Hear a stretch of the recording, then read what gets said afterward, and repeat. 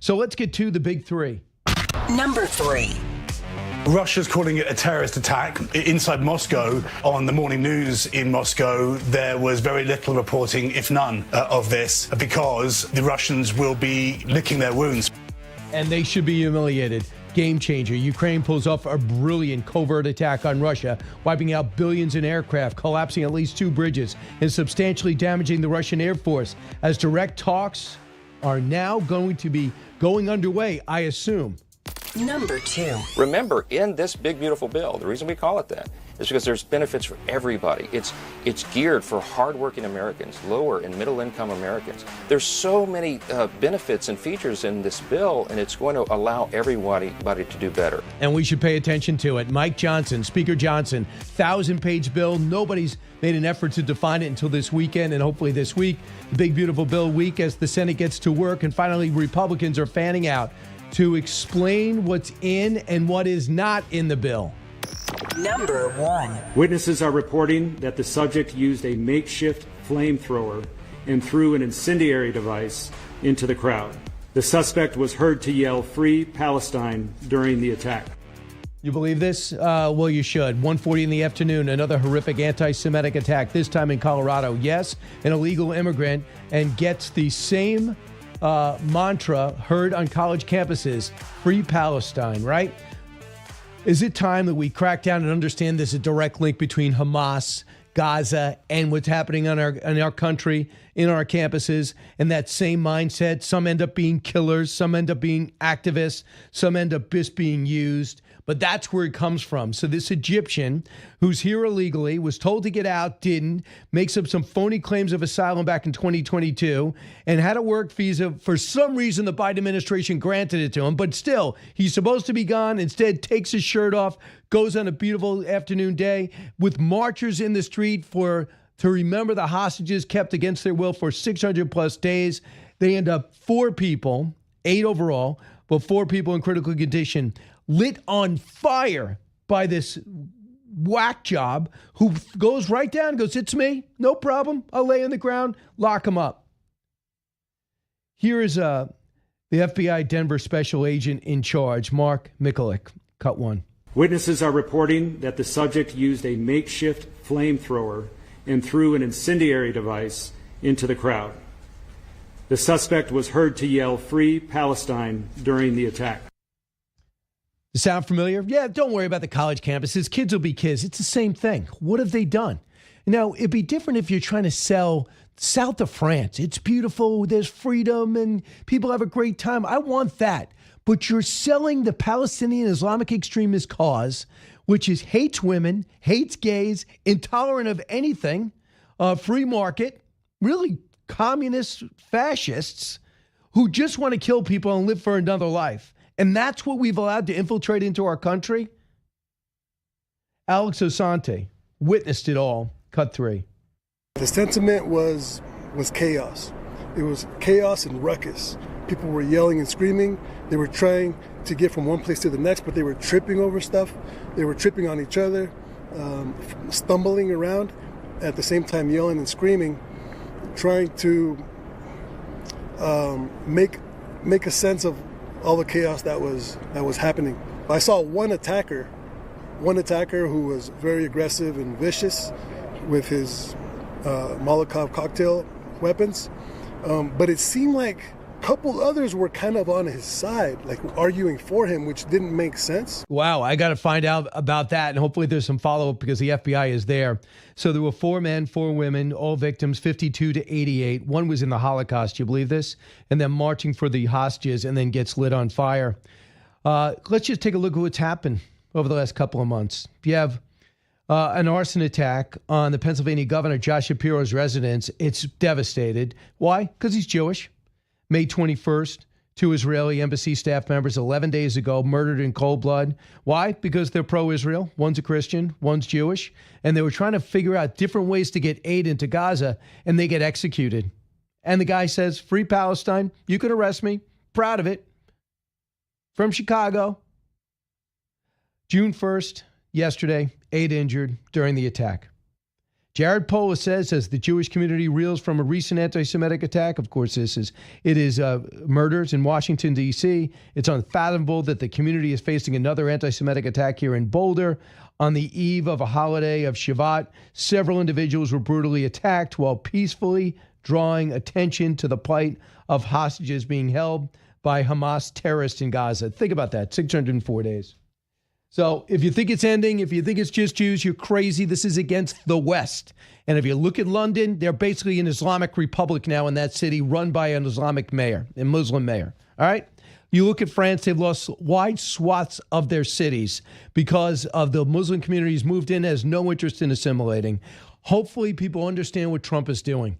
He's not pro-white, he's pro-American, and he's trying to seal our borders and get the illegals out. If this Egyptian was not allowed in by Biden, if it was harder to do that for Biden and extend your work visa under Biden, we wouldn't have had a murder. Laken Riley would still be alive. There's always going to be illegals in our country. It's too big to totally seal it off. But man, we've made tremendous progress.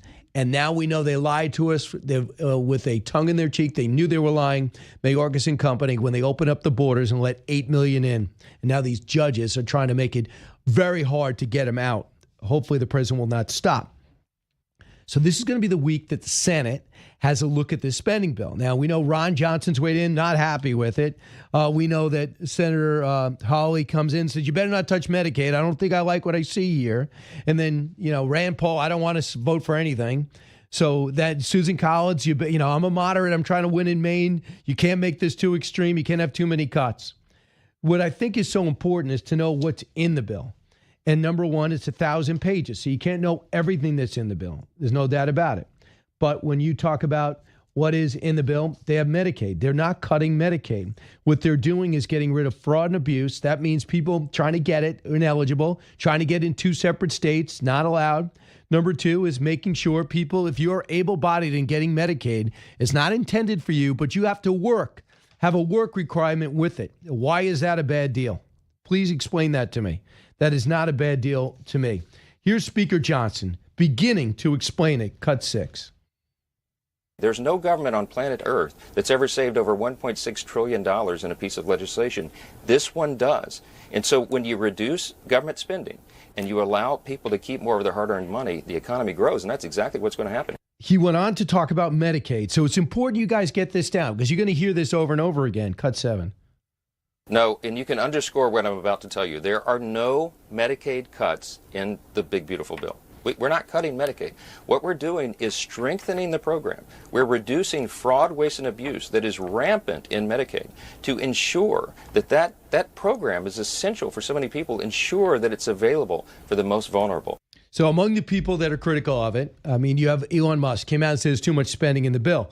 Now, to Speaker Johnson's credit, he picked up the phone and they had about an hour conversation. I don't know if it changed Elon's mind, but he just has to understand one thing, and he's a genius, but he does not understand politics and the nuances of it and what you need to do to get things passed. When Donald Trump came out and said, we're not touch Social Security, Medicare, or Medicaid, you basically took with the most, we're spending more than anything else on the budget on those entitlements.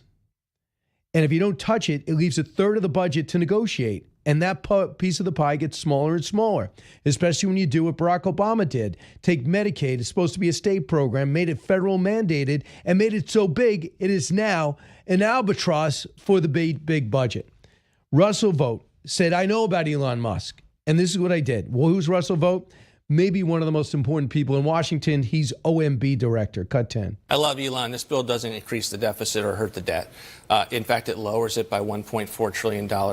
And so when you assume the extension of the president's tax relief from 2017, this budget or this bill, and it's really a reconciliation bill. It's not really a budget bill. It is using a budget process. This is a $1.4 trillion over 10 years deficit reduction. It's $1.6 trillion in mandatory savings. Obviously, we have a little bit of spending in there as well for border and defense. But that is the biggest mandatory savings package that we have seen since the 1970s, 1997. It's very historic. So there you go. I think it's important to go in there and understand what you might be mad at and what you aren't mad at. You talk to the Freedom Caucus. How dare you leave any of these green jobs in place? What they're trying to say is some of this zero carbon footprint, some of the stuff in the new Green Deal is very popular within Republicans, within blue states where there are Republicans like Mike Lawler. And if you get rid of it, they might have to pay a price for that. So that's what you got to balance. Senator Ron Johnson always makes it clear, I want President Trump to be successful, but I'm also here for a reason. Cut 11. I think what is disappointing to me about the debate that went through the House, if you even call it that, we weren't looking at the facts and figures. The only figure we ever heard about was $1.5 trillion. Sounds like a lot, but when you put it in context of the $89 trillion we're going to spend over the next 20 years, the $22 trillion in additional deficit we're going to incur, that's $2.2 trillion per year deficit. I mean, it's completely unsustainable. I agree with Jamie Dimon here. So what they say is it's not going to add to the deficit if you factor in growth. When you look at the CBO, which is a left-leaning budget, they say nonpartisan group, but if you look at the people, most of them are Democrat. But having said that, they forecast growth at 1.8%. We've never had 10 years of 1.8% growth.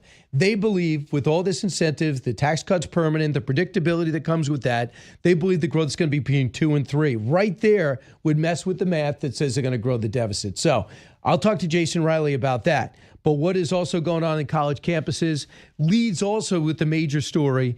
And one of those stories is Harvard doubling and tripling down. We know the commencement address. They got a big round of applause when they talked about taking on President Trump. But I just think that Harvard's going to be an overall loser on all this. And Harvard's going to lose by just exposure. And I think that people see what's going on there. They see the price and the international students. They say to themselves, why is it 30% or 27% of the student body happens to be foreign? Why do they need all this money for studies? What are the release of what are the results of all that money in our investment on campus? And I thought Bill Maher nailed it. And what makes it significant is, a lot of this 2/3 of his show was pretty much anti-Trump, but this wasn't. Cut 34. Trump has declared full-scale war on Harvard, and like so many things he does, there's a kernel of a good idea there. I mean, I've been on Harvard long before he was. It's because Harvard is a factory in a lot of ways that produces smirking faces. Okay. They were a blank hole. You overbeeped it, but a blank hole factory.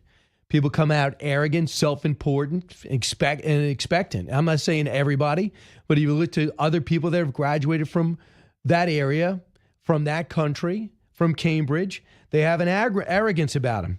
And now that you find out they're too arrogant to understand that anti-Semitism is a problem. You look at Dr. Oz, a graduate, said they lost their way. And some Democrats have come out. I mean, how do you support anti-Semitism on campus? Don't tell me it's tolerance. All right, fascinating time. The trans issue is coming back to haunt Democrats unless they get off of it.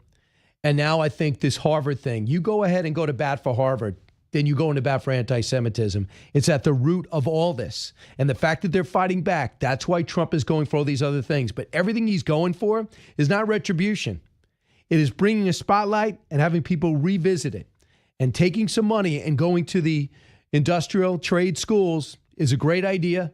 And cracking down and limiting international students is even a better idea, especially the Chinese students. I don't care how much money they're spending. Some of them are directly related and kids of the Communist Party serving right now, including President Xi, by the way.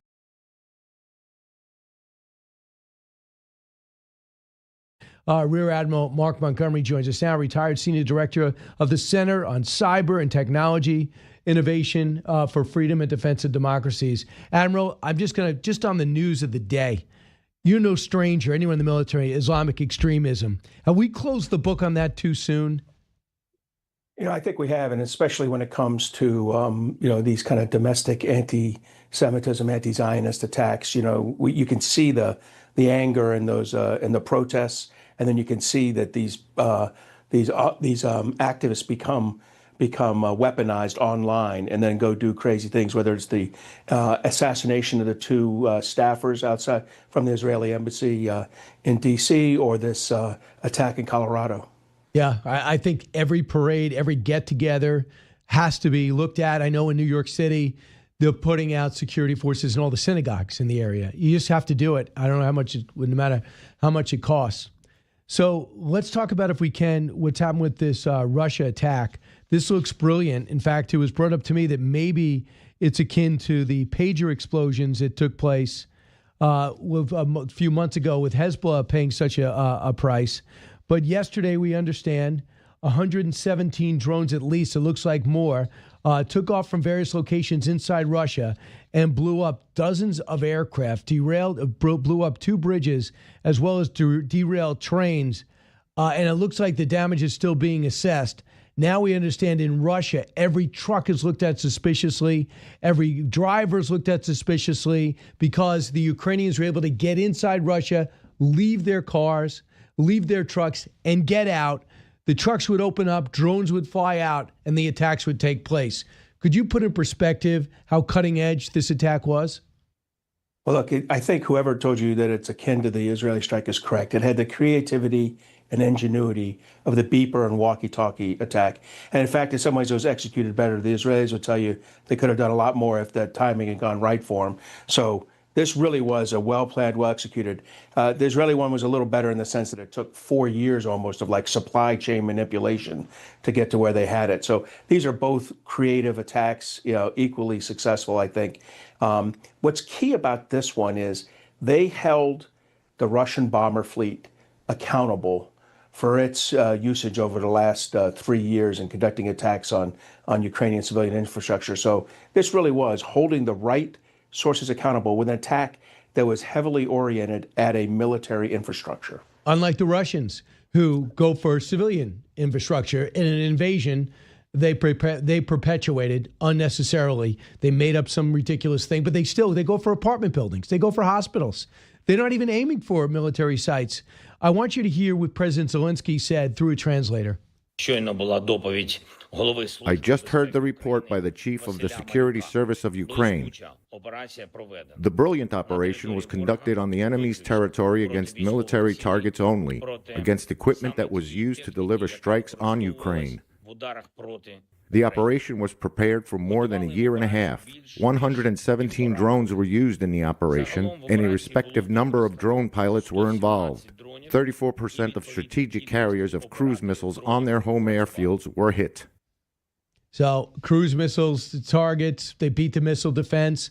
And now we understand everything's ground to a halt. People are freaked out in Russia. They don't know where the next attack's going to come. They don't know what to trust. No, you're exactly right. And look, this is a big deal. So they hit 40 bombers and a A-50, which is a very important command and control aircraft. I don't think all 41 of those aircraft will be destroyed, but they're all going to have damage. And I got to tell you, this is hard damage to repair. As especially these Tupolev 22 and Tupolev 95 bombers, they're not being built anymore. This is a loss, and it was 34% of the force, but I'd say probably half of the active force. So this really is going to impact them, and it's getting at the exact aircraft that are used to deliver those cruise missiles, as you said, that routinely strike civilian infrastructure and routinely kill civilians. In fact, in the week leading up to it, there were 3 nights of strikes, that killed more than 20 Ukrainian civilians because the Russians just launch haphazardly. They have no understanding of collateral damage or no concern for collateral damage. So I think this is a big deal. And if I could pick up on one of your other points, you're exactly right. This is going to paralyze Russian critical infrastructure because you don't know, anytime there's a truck or a car stopped on the road now, it's going to be preparation for an incident. You know what I mean? It's going to slow down their emergency responders. It's going to slow down their military. I love that Ukraine is imposing dilemmas on the Russian population and the Russian security forces. Yeah, along with pulling 800,000 off the battlefield through casualties, and they through drones, they basically cleared out the Black Sea so they can deliver their agriculture to all their customers around the world, and people don't starve to death, and they actually could get their economy going. My hope is that they're going to find a way to get some American weapons. So Vladimir Putin knows the end is not near. If you're going to keep fighting, so are the Ukrainians. How do we get that message across to the point where it actually affects the talks taking place? I think the most important thing is, look, I love that President Trump is starting to say, he's been doing it too long. He said, I'm going to hold him accountable if he doesn't make significant, concessions at the table. Putin's not going to do that. So President Trump eventually is going to need to hold him accountable. And there's 3 ways he does it. First, do exactly what you said. Continue to allow the Ukrainians and the Europeans to purchase from our defense industrial base. the Patriot missiles and the AMRAAM missiles they need to defend themselves, the 155 millimeter artillery they need.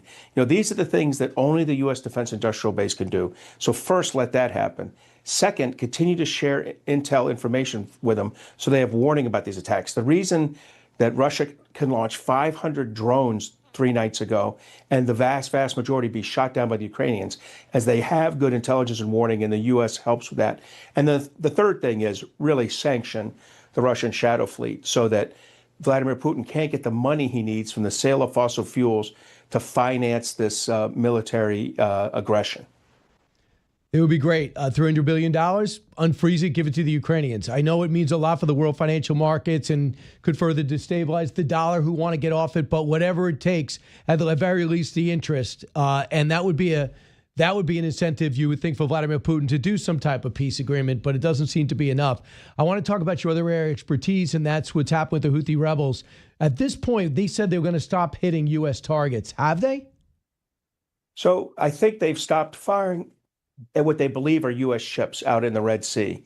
That's different than firing into the Red Sea, or more importantly, firing into Israel, our close ally. I think probably if we could go back in time, you might make a deal with the Houthis that includes don't fire into Israel. Yeah. Because in the end, that's a U.S. THAAD battery trying to engage, and a U.S. THAAD battery underneath the debris field, and a U.S. THAAD battery that could be targeted. Those are U.S. soldiers in Israel working alongside the Arrow missile system, the Israeli system funded by the United States and built with the U.S. Missile Defense Agency. So these are U.S. systems with sometimes U.S. personnel under them. There's a U.S. radar system there. Absolutely, the Houthis are firing at Americans. And as you know, there's a lot of American citizens in Israel. So we're not done with the Houthis yet. I think President Trump did this to kind of put them on the side while he dealt with all the other issues he has in the Middle East.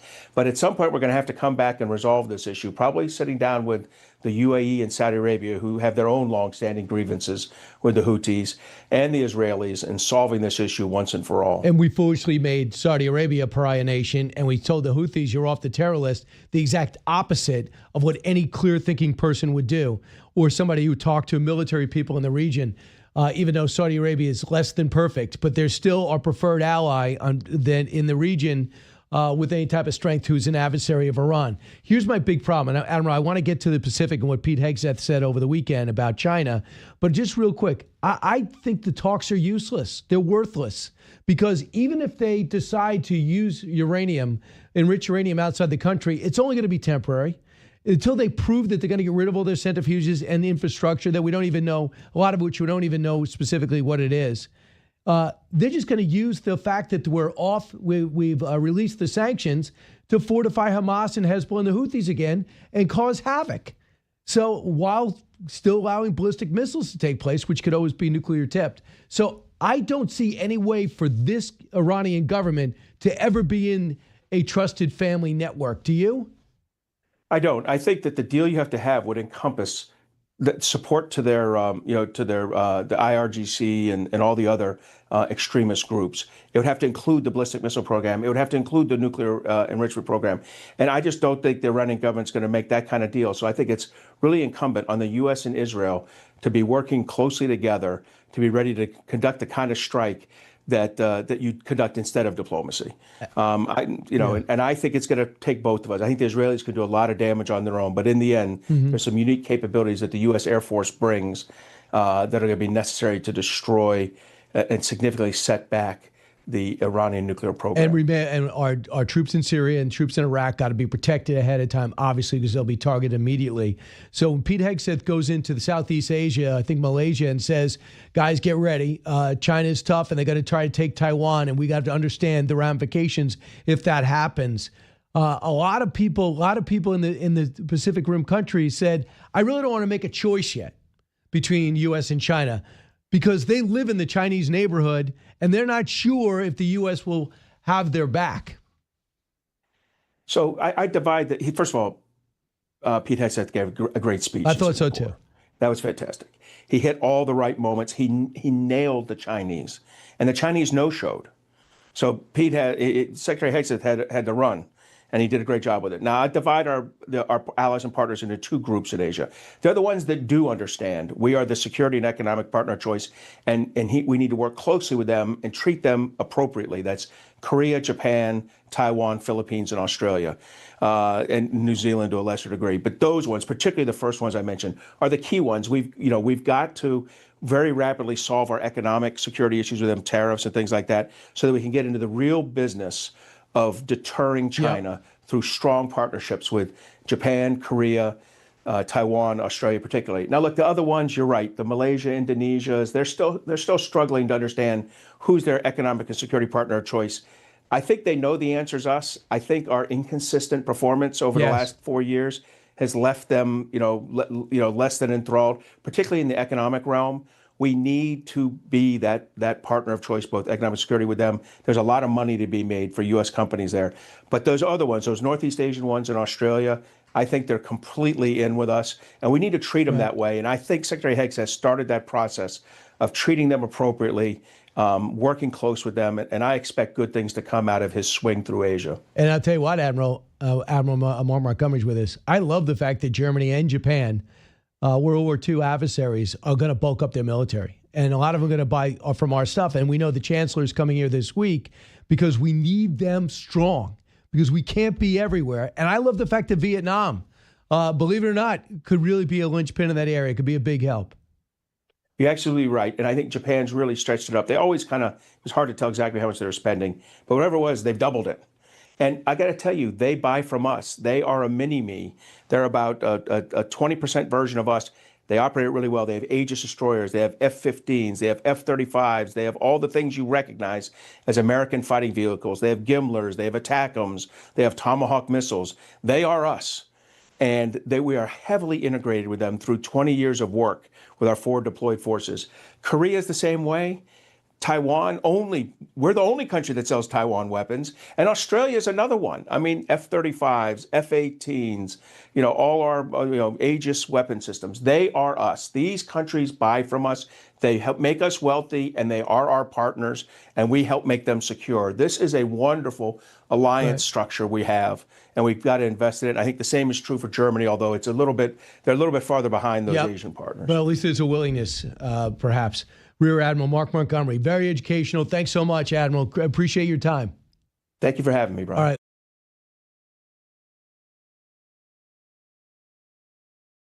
As a result of these preliminary facts, it is clear that this is a targeted act of violence, and the FBI is investigating this as an act of terrorism. Sadly, attacks like this are becoming too common across the country. This is an example of how perpetrators of violence continue to threaten communities across our nation. And that announcement was to confirm from the investigators about what happened at 1:40 in the afternoon in Boulder, Colorado. And that is the torching of 8 people, 4 men, 4 women, between 55 and 80, who were just marching to remember that there's hostages being held for over 600 days. Just a flat-out assassination from a guy with a makeshift flamethrower from Egypt here illegally. Jason Riley, so much to digest here, but a very similar pattern. Targeted because you're Jewish. You're a Wall Street Journal columnist, Manhattan Institute senior fellow, and an author of your new book, The Affirmative Action Myth, Why Blacks Don't Need Racial Preferences to Succeed. Jason, your thoughts about what we all watched yesterday afternoon?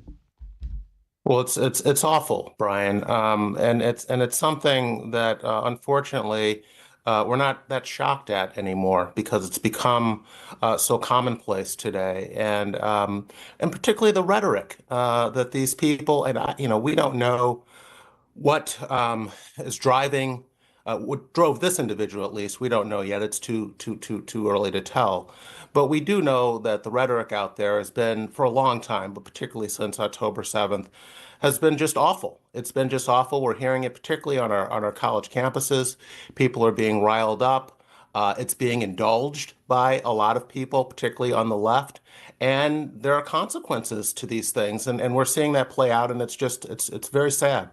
But, I mean, you could draw a direct line between what's happening in the college campuses, especially the elite campuses, and what they're saying. I mean, the crazy anti-Semite that blew up Governor Shapiro's house, put it on fire, And then you have the proud Chicago resident with extremist ties who shows up and kills two pro-Israeli diplomats 11 days ago. And then this, what do they scream? Free Palestine, river to the sea. Same stuff hearing on campuses. Oh, kids just want to be kids. Oh, they're misguided. No, I think that there's a lot of people pulling strings from Hamas and affiliates, and they have their tentacles into this country. I think it's got to be examined. It does need to be examined, and unfortunately, on the left, they seem to think that the only thing worth examining is right-wing extremism, Brian, and they want to give this sort of stuff a pass. And that's, there's a double standard there, but it's extremist rhetoric. It's leading to people acting out what is being said, not just using words to express how they feel about things. And so we need to take it seriously. We do need to take it seriously, and it needs to be condemned on all sides by all people. And unfortunately, that's not happening to the extent that it should be. Let me get your take on the big, beautiful bill. What kind of time? I mean, we know at least 3 senators are weighed in, don't seem happy with it. Senator Johnson, Senator Rand Paul. We also have Senator Tillis doesn't seem to be happy elements. Senator Josh Hawley has weighed in. Susan Collins has expressed concerns, all for different reasons. What are your thoughts? Well, I think the senators are expressing some constructive criticism here, Brian. I think that the president, the White House, should take it seriously, and so should Republicans in the House. Because I do think that this bill could be better than it is. There is some good stuff in there. It makes some of the tax cuts permanent. It does extend them so that we don't have a huge tax hike coming. Which is big. But there's a lot of stuff in there, Brian, I think that could be improved on. I'm not a big fan of the SALT deduction. I think state and local tax deduction in there is not an improvement on what we had before, and that you're allowing these big states, these big blue states, to spend a lot of money and have it subsidized by the rest of the country. And I don't think that's right. I think the Medicaid reform could be a lot better. And I think that's a big, big deal, because that's an entitlement. And we need entitlement reform in this country, because it's what's really driving the spending, the deficits, and so forth. I appreciate what Elon Musk and Doge was doing, but they didn't touch the entitlements, and that's where the money is. So to the extent that those things can be improved on in the Senate version of the bill, I think that these senators are expressing some healthy skepticism. All right, a couple of things. So what do you do when Mike Lawler and 2 or 3 other, maybe Elise Stefanik, she hasn't been as vociferous, come out and say in New Jersey, I'm going to lose my seat unless I get the SALT deduction, flat out. And I'm not going to vote for it unless I get it. And then you have people on the other side when it comes to Medicaid. Josh Hawley says, if you cut Medicaid, I'm out. And then you have the Freedom Caucus said, if you don't cut Medicaid, we're out. So knowing that, it doesn't even matter who's right. What's possible? Well, Brian, I do think it matters who's right. I mean, I think the Republican Party and this bill is got to tell the American public what they stand for. What do they stand for? What is driving? What are they going to do with their majority? Are they just going to keep the status quo in place, or are they going to push issues that the party is supposed to care about, the conservatives are supposed to care about? They have a majority. They have no excuses, and they need to do something with that majority. And I think that these politicians can go back to their districts and explain that. And I think, that's possible. That's doable. I don't think they want to do it. It's tough, but I think it's what they should do on principle. So here's what Reince Priebus said, because right now it's being weaponized. We're cutting Medicaid. Poor people are going to lose their Medicaid. Now, we also know Medicaid is supposed to be a state program, Medi-Cal, and it's now financed, thanks to Barack Obama predominantly, by the federal government. So the federal government is financing a state program. People are used to getting it. And the state, because I don't care, I'm not paying it anyway. So there's no responsibility that they have there for their own fiscal health. In fact, we don't even know for sure that all that money is being spent in the right place the federal government is giving them. So by going out there and saying we want to have a work requirement, and twice a year they're going to check to make sure that the right people are getting it, there's a pushback saying you're cutting Medicaid. Here's what Reince Priebus said, cut 14. But you cannot sit here and tell me that 30 more million people on Medicaid, and us and the Republicans saying we want able-bodied people who are mostly in the expanded pool of Medicaid recipients to check in with the federal government twice a year is going to cause people to die? We're not talking about elderly. Yes. No, you are wrong. We are not talking about. We are not talking about elderly people. We are not talking about people that have kids under 7 years old. We are talking about people who should probably start looking for a job. You like that tone? And that's basically the minimum you could do on Medicaid, right? You're absolutely right, and he's right, and that's exactly what these Republicans in these blue states should be out there saying. Obviously, the left is going to demonize them. They're going to overstate what is going on. That's politics. But these Republican politicians are used to that rhetoric, and they need to push back with the facts, just like Priebus did. We're talking about millions of able-bodied, working-age adults receiving this entitlement, Brian. There is no excuse for it. And again, it is driving our deficits. It is driving spending by the federal government. And Republicans, if they were elected to do anything, it was to put brakes on something like that. And that's what they should be using their majority to do. Senator Ron Johnson says, you realize if we just kept to the pre-pandemic spending with the amount of revenue we're bringing in, we could actually have close to a balanced budget. We wouldn't have any deficit with just modest growth. And he's right. And he's a business guy. So let's see if he can get in there. He says, I want him to be successful. I think we could do this better. I like that as opposed to Rand Paul and Tom Massey, who just go, it's not good. I'm out. To me, you got to roll up your sleeves and get busy. Tell me your point of view, whatever it is, whether you're Lawler, Hawley, or Ron Johnson. I want to talk about Harvard real quick. Where'd you go to undergrad? I went to the State University of New York at Buffalo. I was never in any danger of getting into Harvard, Brian. All right, good. Either was I. Not close. I didn't like the campus anyway. So Harvard is under scrutiny, and they're celebrating their court wins with international students and with maybe holding back some aid. I'm not sure. But they're losing by this while fighting, if you ask me, because the exposure has been detrimental to any reputation Harvard had. The anti-Semitism is beyond reproach. The amount of money is indisputable. The amount of international students taking slots, you can't argue it. Everyone agrees with it. With those facts, you lose the sentiment of most of the American public. Do you agree, Jason? Well, I don't know if Harvard ever had the sentiment of most of the American public. This is a school that means a lot to a lot of elites in the country. I don't think most people are paying attention to the internal workings of Harvard University. They have other things to do with their lives. But you're right that Harvard is taking a hit here reputationally. And that could hurt their bottom line at the end of the day. We used to talk about how immune these big universities were to criticism. Oh, they got these huge billion-dollar endowments. You can't touch them. They can do whatever they want. And then we found out you can. You can lean on them. The federal government has levers they can pull. The strings are attached to the federal dollars that they receive. The donors do care about how that endowment money is being spent and whether they're going to continue giving to that endowment. So we found out in recent years that these schools are vulnerable in a way that we never thought they were before, and Harvard looks like it's Exhibit A in that. Yeah, I want to talk about your book, and your book is now out, The Affirmative Action Myth: Why Blacks Don't Need Racial Preferences to Succeed. And people don't know if you're not watching us on Zoom, but by the way, we're televising this. You could see us on video. You're black. When did you realize that you didn't need affirmative action? Well, I realized it when I looked at the track record of black progress in this country. And I saw a lot of it happening before affirmative action policies were put in place, particularly in the 1970s. So, for example, between 1940 and 1960, you had the black poverty rate in this country falling from 87% to 47% by 1960.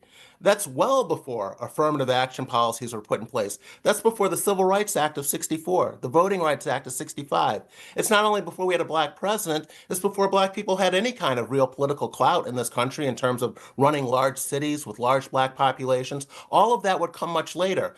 And I'm disturbed that affirmative action is credited with creating the black middle class, when in fact, there was already a middle class, a black middle class in this country prior to affirmative action. And it was growing at a much faster rate than it would grow during the era of affirmative action. So that's one of the points I wanted to make in this book. These people saying, oh, without affirmative action, there won't be a black middle class, blacks can't get ahead, they can't achieve. I go, wait a minute, that is not what history shows. There was a tremendous amount of black advancement, not just in reduction in poverty rates that I mentioned, but black incomes were growing, black college completion, blacks entering skilled professions, and on and on and on. So a lot of progress was taking place. More progress was taking place prior to racial preferences in this country. But what about in the South, where you just had, and I wasn't growing up in the 50s and 60s and 40s.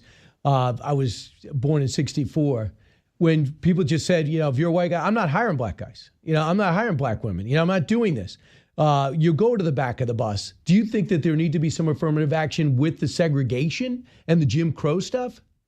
Well, Brian, what's interesting is that most of the black population in this country has always lived in the South. So this progress we're talking about was happening in the South as well. It was slower progress in the South relative to progress in the North, but it was progress nonetheless. So even during Jim Crow, you saw tremendous advancement in terms of incomes, educational attainment, poverty reduction, on down the line. This was happening, you're right, during peak Jim Crow, when you could put a sign in your window that said, we don't hire black people. You didn't have to hide it. You could be out front about it. So if anything, this was during a time when there was affirmative action for white people, particularly in the South during Jim Crow. And this just goes to tell you that that is not something that has traditionally held blacks back from advancing in this country. They were able to do it during periods of tremendous racism in this country. So when people look at racial gaps today and say, oh, they exist because of discrimination, I go, wait a minute. How were those blacks back in the first half of the 20th century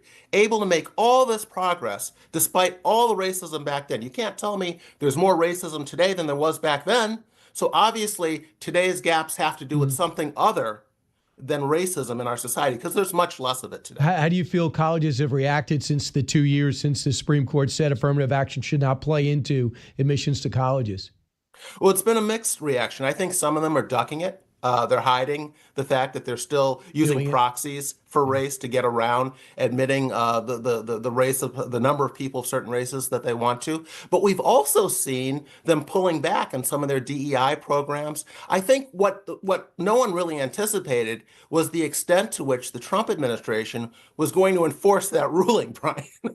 And it really helps when you have federal officials, looking over the shoulder of these schools to make sure they're adhering by this decision. Now, obviously, the Trump administration won't be there forever, so we don't know if schools were going to go back to their old ways when Trump's out of office. But right now, they feel like they are being watched, and I think that's being reflected in what we're seeing on these college campuses. Well, Jason Riley, thanks so much. Go pick up his book, The Affirmative Action Myth, Why Blacks Don't Need Racial Preferences to Succeed, and get his perspective always in the Wall Street Journal. Thanks, Jason. Thank you, Brian.